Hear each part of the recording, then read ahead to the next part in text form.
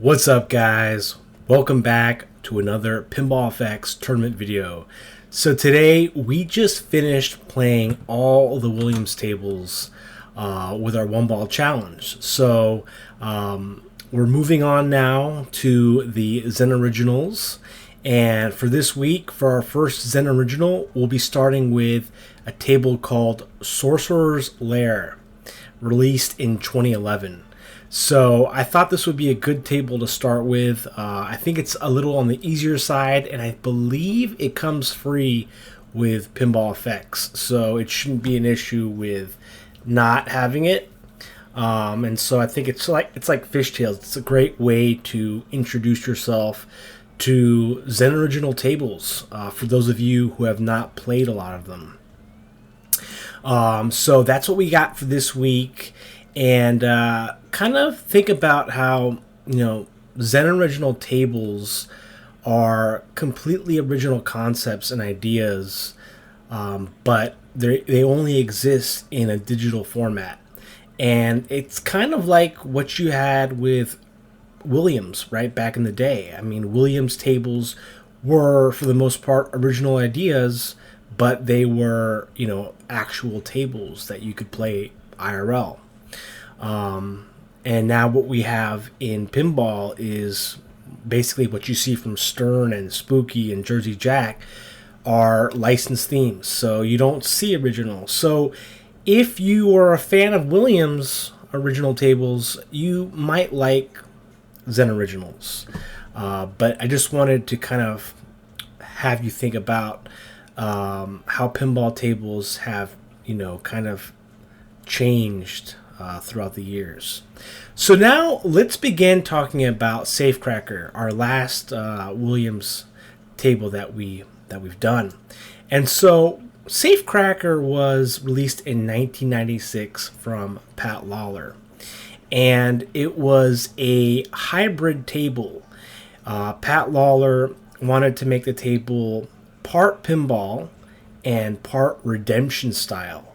So Williams, at this time, it's important to remember, by 1996, Williams was already on the decline, right? They closed down their operations in 1999. So by 1996, their pinball division was just not doing well. Tables weren't selling well because at this time, what was popular was not only video games, but also redemption style games at arcades. And so redemption style games are things in games that you play and experience, but you also get a prize or some kind of tangible reward. And I think that's what was kind of shifting at arcades, right? Mom and pop arcades, big franchise chain arcades like Chuck E. Cheese, where you could redeem your tokens, your tickets for prizes behind the counter, right? Like, dolls and Chinese finger traps, these little toys, right? And so that was the big shift, and Pat Lawlor tried to create Safecracker to kind of to fill that need, right? But this hybrid table that became known as Safecracker didn't do so well because, it was a hybrid thing, right? It was also at this point where Williams was trying to reduce their costs. So this table is a lot smaller dimension-wise, compared to their standard size tables, and it almost looks like, I don't know, like a miniature EM almost, right? So it's very different, but all the signs are there that Williams is really on the downhill, and this was Pat Lawlor's attempt to kind of solve that problem with the way that arcades were going into redemption style games, right? And when you look at the production numbers of pinball machines, just looking at Pat Lawlor's machines that he did, the production numbers are, go down, because with Safecracker, you only had 1,100 machines produced in total. And then a year later, when he made No Good Gophers, 1,700. So not even that much better.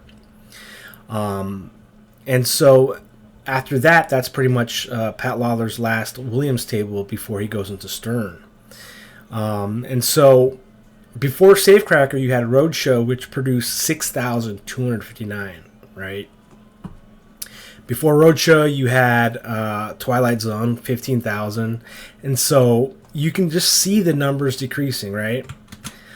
Just because of things changing, right? Pinball wasn't going to last forever, as many people might have thought, right? So I think that's something important to know, that Safecracker was a hybrid redemption style machine where operators could decide what they wanted to do, because with the magic token that you can win from playing the board game on the back box, some operators I read on like Reddit would like, you could redeem a free beer with your token, or you could redeem a free prize, or just use that token for another free game, right? It was kind of up to the operator's discretion, right? What they wanted to do. So I think that's pretty cool, just from that fact that the operator has kind of a little more say in how they want to, reward players who play the game and are able to win this magic token. Or you could just keep the magic token, I believe. So that would be something cool. I'd love to play Safecracker, win the magic token, and just keep it and use it and keep it as like a memento, right? Or a little gift, a little token, literally, right? So that's what I read was pretty cool. But another interesting thing about Safecracker, which I think doesn't get enough credit, is the use of the back box, the display. So the back box is where you have the board game, right? And the board game is, to me, such a cool way to make use of that space. Because for a long time, you have this entire back box display that is like a huge waste of space on a lot of tables. I mean, it has cool art, but for the most part, during this time in the late 90s, the back box only had the DMD, the score, and you had awesome artwork. But Safecracker was able to basically take that back box and make an entire board game out of it. So I think what you're also seeing on Safecracker is that Williams was trying to make use of the space without wasting space. So this back box with the board game pretty much takes up the entire back box, but it's so cool. And so you'll notice that players aren't just looking at the table on the playfield, but they're also looking up at the back box to play the board game. So that experience before, you just like pretty much look at the playfield, concentrate on the playfield, but you wouldn't look at the back box except to check out your score. So I think that's what Williams was trying to do, that went along with saving money, right? So that's pretty much where, Safecracker is. Safecracker is such an odd game because it's so different with the board game, which I like, but it has such a not weird, but its rule set is so different that it's a time-based game, right? And there have been a few time-based, Williams tables and Bally tables. The only one I can think of right off the top of my head is like Beat the Clock, but there's a lot more. I think, wasn't Gottlieb's James Bond time-based? I'm not sure. But time-based, the rules for Safecracker are just so different. It's not, your ordinary standard 3-ball. It's time-based. And so a lot of people were saying that it's kind of, different, right? I don't think time-based pinball tables were ever that popular, which is why they weren't done so much. But, I was reading that basically when you play Safecracker, it starts at 45 minutes, but the 45 minutes is actually just like a minute in real life, right? So it's like a long ball save if you're not a good pinball player. But not only is the rule set different, it's the scoring. The scoring just seems so small, right? And then when you start the assault on the vault, the scoring is a lot bigger. You get millions because you get all those. You have the multi-ball going. So when you consider all those things, that Safecracker was produced during this redemption style era in the arcades, and it was a hybrid. It was Pat Lawlor was still trying to innovate, but it just wasn't successful, right? But I think it would be a cool table to play today in real life, but just didn't do so well for them. And I think, like a lot of other people have said, is they kind of wonder, why is Safecracker on Pinball FX and Pinball Arcade? Why are why are developers choosing to showcase this table instead of some other tables, right? And I don't know. I think it's just because it's so different that it makes for a good addition, right? So now let's talk about this tournament. We've talked about the table enough. We had small tournament because it's private, 11 people, right?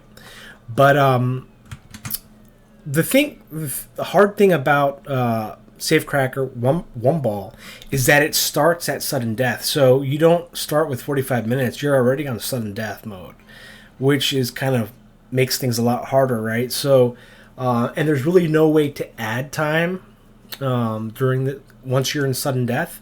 So I think the only way to really make it on this table is to play really safe, try to get points by just keeping the ball from draining, or playing the board game. So I think that's kind of the interesting thing about this table is it's just so different. Like, you have the board game, I think is so fun because you can do all these things, like, it kind of reminds me of like playing an actual physical board game like Monopoly or something, where you have this randomness, right? You're rolling a dice, the guard is chasing you, you can win stashes of money, or you run into the guard dog, or you run into the alarm, but your whole the whole goal is to get to the vault, right? Access the vault. I think also that the time-based style fits perfectly with the theme of the imaginary bank heist. I think that's cool because it kind of adds pressure, right? As if it were like a real bank heist. So it's just kind of a table that you can appreciate for its differences, but maybe not the best tournament table. But let me say congratulations to King Balchi in first place, level 100, my arch nemesis, with 959,580 points. So close to 1 million. I wonder if King Balchi got the TNT multi-ball, because I think if you don't make it to the vault after the board game, if you hit the ramp, TNT multi-ball starts, which can be very lucrative. So congratulations to you, King Balchi. King Balchi wanted me to reward him with Pasha, the Zen original, but I just think Pasha is a little hard table for an original, so we're going to play it safe with Sorcerer's Lair, but I appreciate you asking me, Balchi. In second place, we have another contender, Ned B, with 632,370 points. Hello once again to Ned B. I'm seeing his name a lot, so if I haven't talked about you yet, Ned B, welcome. Third place, we have Nutcracker with 548,480 points. I believe that's also Balchi on his out, but in any case, congratulations to you. In fourth place, we have our regular UTD 4000 with 521,240 points. I came in fifth with 357,580 points. Below me, we have my second arch nemesis, Krobs, with 283,000 points. So congratulations to Krobs. Underneath Krobs, we have Gapvik, another regular, with 278,000. Below him, we have Jabba with 212,000 points in eighth. In ninth place, we have Sanity Check 5 with 166,000 points. In 10th place, we have Bad Jack Daniels with 118,000. And in 11th place, we have Carpy's Son with 99,000 points. So the scoring was very different and very like limited. Not a lot of ways to score without draining so fast. So I hope you guys had fun. I hope you learned something. And now let's get into our first Zen original table. And the reason I started with Sorcerer's Lair is because I think it's one of the first ones, right? And everyone, I think, gets it when you install the game. So let's go here. It's going to be an open tournament, one ball, realistic. But the cool thing is, we can have realistic physics, and it can feel like Williams tables still. So unlimited attempts, 6 days as usual. 6 days. Realistic physics, right? All right, let's go here. And then the ID is right here, so it'll be in the description below. And I'm just going to go here. Let me turn up the volume. Oh, it's already up. All right, let me see. Is this okay? Welcome. Okay. To the Sorcerer's Lair. So I played this a fair amount on FX3, but not so much on FX. Don't be afraid. Okay. It's a one ball. I gotta remember that. Oh, you have that cool spinning disc.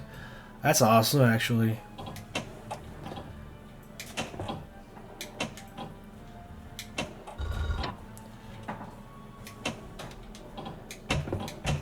Gives me Addams Family vibes. How dare you come here? Oh, that's cool. One ball locked. Oh, one ball taken. Whisper isn't here yet. You know, the layout of this table reminds me a lot of Addams Family as well. Just a little bit.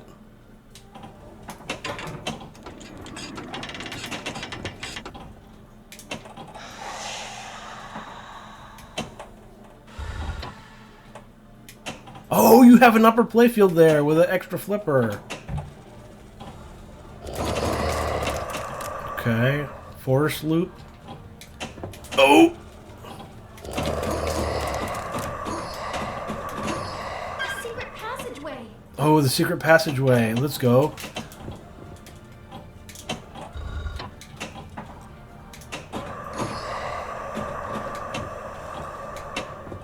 Okay, it's the... I see it. I think it's that orange lamp.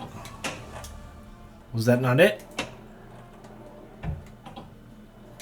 I don't see Whisper anywhere.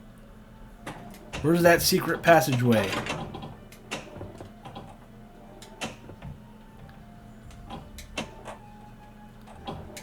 Where could Whisper be? Oh no! I saw that happening. So soon. Oh no.